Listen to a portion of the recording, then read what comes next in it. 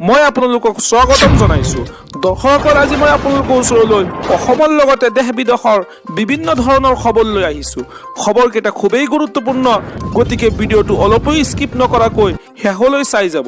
নিতৌ এনেধৰণৰ খবৰ পাই থাকিবলৈ আমাৰ চেনেলটো ছাবস্ক্ৰাইব কৰি ৰাখিব আৰু এটা কৰি লাইক কৰি আমাক উৎসাহিত কৰিব। আহক এতিয়া আমি ভিডিঅ'টো আৰম্ভ কৰোঁ। এই মুহূৰ্তৰ কেইটামান গুৰুত্বপূৰ্ণ খবৰ।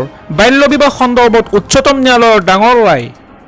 হয় দৰ্শকসকল, বাল্য বিবাহ সন্দৰ্ভত উচ্চতম ন্যায়ালয়ে দিলে ডাঙৰ ৰায়। এতিয়াৰে পৰা বাল্য বিবাহ বিৰোধী আইনক প্ৰভাৱিত কৰিব নোৱাৰে পাৰ্চনেল লয়ে। কোনো ধৰণৰ পাৰ্চনেল লয়ে বাল্য বিবাহৰ আইনৰ ওপৰত নহয় বুলি মন্তব্য দিলে উচ্চতম ন্যায়ালয়ৰ মুখ্য ন্যায়াধীশে। আৰু লগতে মন্তব্য কৰি কয়, নাবালিকা অৱস্থাত কৰোৱা বিবাহে নিজ ইচ্ছাৰ জীৱন সংগী বিচৰাৰ বিকল্প লাভ নকৰে।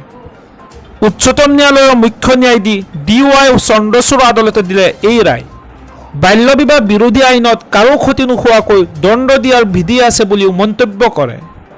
এয়ে যথেষ্ট নহয় বুলিও মন্তব্য কৰি কয় উচ্চতম ন্যায়ালয়ৰ মুখ্য ন্যায়াধীশজনে।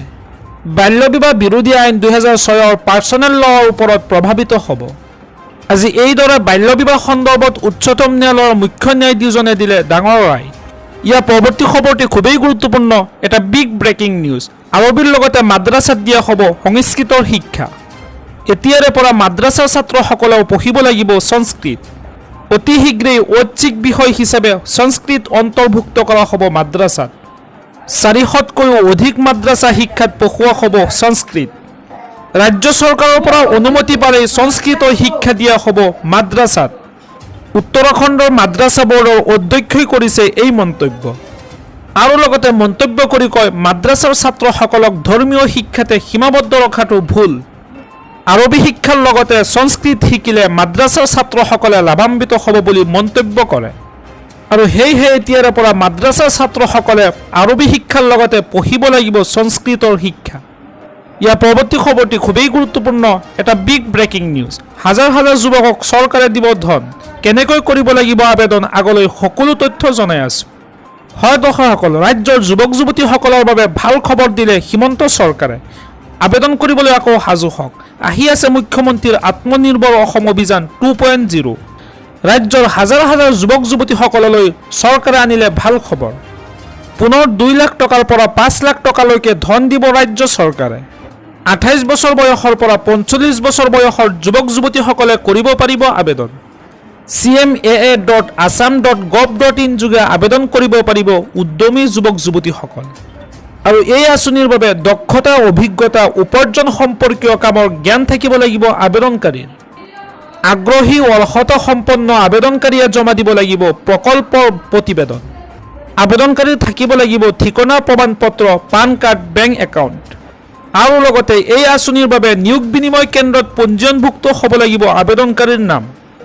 আবেদনকাৰীৰ ন্যূনতম শিক্ষাগত অৰ্হতা হ'ব লাগিব 10ম শ্ৰেণী উত্তীৰ্ণ। মুখ্যমন্ত্ৰীয়ে আত্মনিৰ্ভৰ আঁচনিৰ পূৰ্বে বেংকৰ পৰা ঋণ লৈ পৰিশোধ নকৰা যুৱকে নাপাব এই আঁচনিৰ সুবিধা।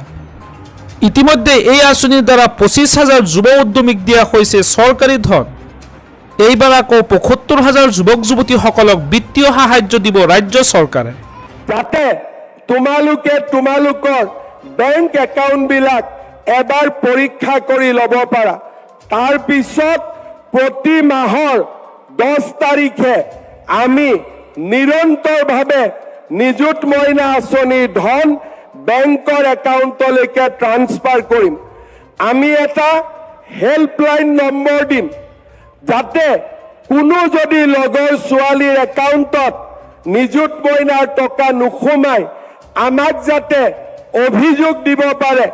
কোনো ছাত্ৰী যদি নিযুত মইনাৰ পৰা বাদ পৰি গৈছে, আকৌ এবাৰ আবেদন কৰিব পাৰে। আৰু তেনেধৰণেই আমি নিযুত মইনাক এখন ইউনিভাৰ্চেল সাৰ্বজনীন আঁচনিলৈ ৰূপান্তৰ কৰিম। পুনৰ এবাৰ মই সকলোকে এটাই কথা ক'ম, অসম মূলা গাভৰুৰ দেশ, অসম কনকলতাৰ দেশ, অসম সতী সাধনীৰ দেশ, অসম সতী ৰাধিকাৰ দেশ। আমাৰ অসমৰ ছোৱালীয়ে আজি এয়াৰফ'ৰ্চত কাম কৰিছে, অসমৰ ছোৱালীয়ে ইণ্ডিয়ান আৰ্মিত কাম কৰিছে, অসমৰ ছোৱালীয়ে IT ইণ্ডাষ্ট্ৰীত কাম কৰিছে, অসমৰ নাৰ্ছে ছিংগাপুৰত গৈ কাম কৰিছে, অসমৰ ছোৱালীয়ে আজি ভাৰততে শিল্প সাহিত্য সংস্কৃতিত আজি সুনাম